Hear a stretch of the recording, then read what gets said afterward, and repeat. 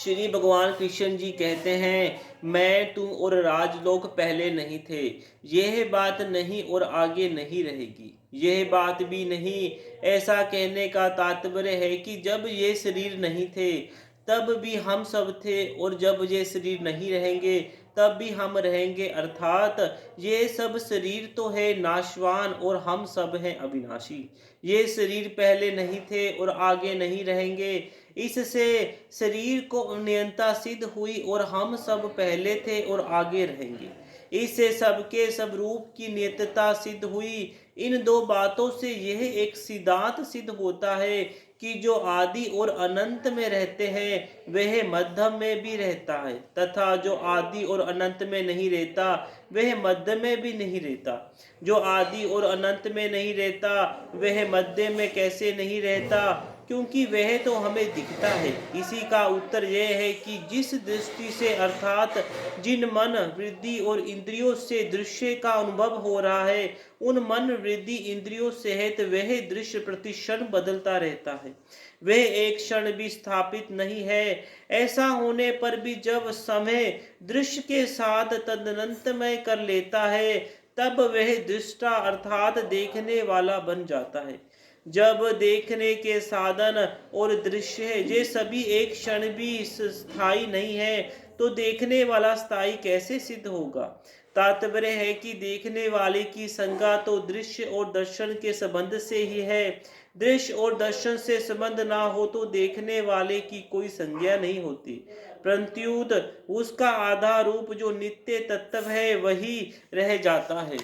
उस नित्य तत्व को हम सबकी उत्पत्ति स्थिति और प्रलय का आधार और संपूर्ण प्रतियों का प्रकाश कह सकते हैं, परंतु ये आधार और प्रकाशक नाम भी आधे और प्रकाश के संबंध से ही है।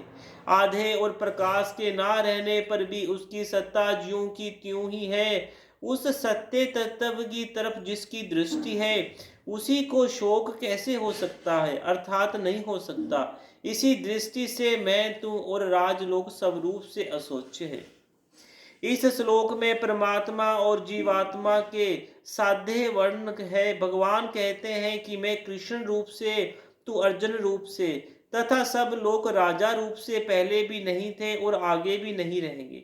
पर सत्ता रूप से हम सब पहले भी थे और आगे भी रहेंगे।